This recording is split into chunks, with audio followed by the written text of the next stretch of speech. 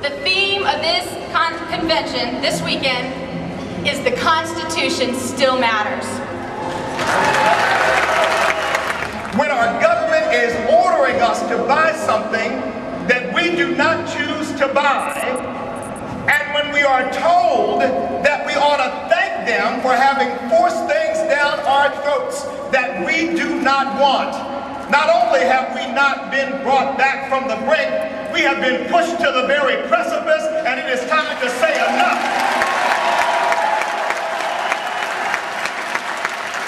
And he said, but Mr. President, we don't know what BP is ultimately going to do, or who will be paid and who will not. And the president said, well, then they can get unemployment checks. Well, it's about time somebody told this president, Americans don't want to depend on the government or anybody else. We want to work.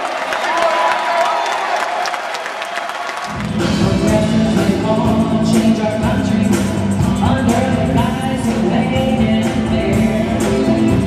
We know it's all about control. It's just gonna happen when they say they care.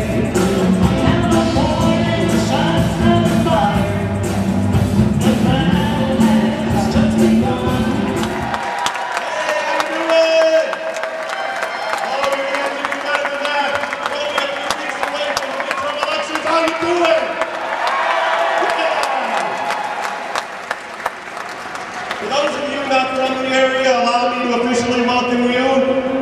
To the capital of the Commonwealth of Virginia.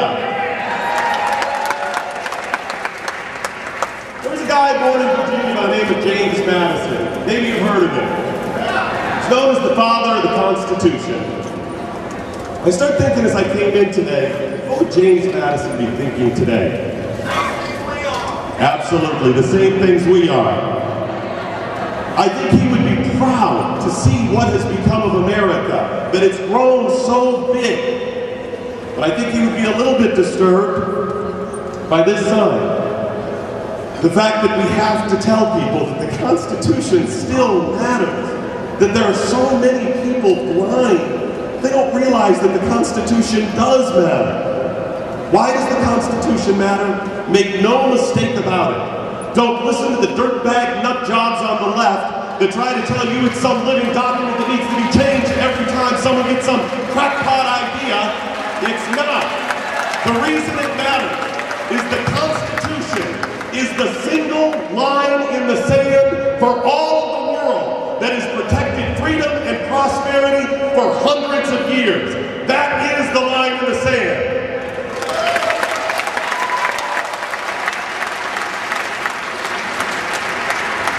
We have a symbiotic relationship with the Constitution.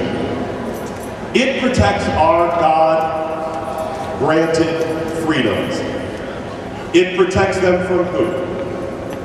From the government. But we have to protect it as well. That's the symbiotic relationship. It protects us from an intrusive government, and we protect it from the nutbags on the left that try to tear it down so they can put in place some other nasty agenda that has never worked in the history of mankind, that only seeks to diminish people, to diminish their personal freedoms, to take them down and take away prosperity. The Constitution matters. It is the single line in the sand. And now we have to stand as the single line in the sand between it and the crazy people out there that are trying to take it down. Millions of dollars of unfunded liabilities. Why do you continue to treat us that way? Why will you say anything and do anything just to get reelected? You're not in it for us. You're in it for yourselves. Now those same people, those elitists, the first adversary we face, have tried to spin that it's not their fault. It's corporate America. It's those rich people out there. Funny thing is, they're also the rich people. They're also getting money from the rich people. The rich people out there are not allowed to see you harm. They're not allowed out there to take your money. Some of them may have an agenda, but they're not supposed to answer to you. They're not there as your representative. They're there to live their life, their personal freedoms, just like me and you. It's those people, the elitists up there, that we have to take down. Those people who see that as some sort of career and lifetime image that they get to act like monarchs, dictators, they're royalty. We don't have dukes and duchesses anymore. We don't have lords and ladies. We have senators and congressmen and ambassadors. They're elitists and they're out there for themselves. So we've got to take out the elitist, number one. And number two, we have to convince those people on the other side that what they're running from is not capitalism and it's not conservative. What they're running from is a watered-down version of what they're running to. When they realize that deficit spending is bad regardless. See, most of them get that. They get the deficit spending is bad. They just want to spend the money other places than you and I. That's the place I'm willing to come together. I will not concede one thing about the Constitution. I will not concede one personal freedom, and I will not concede anything on taxes at this point until they prove themselves.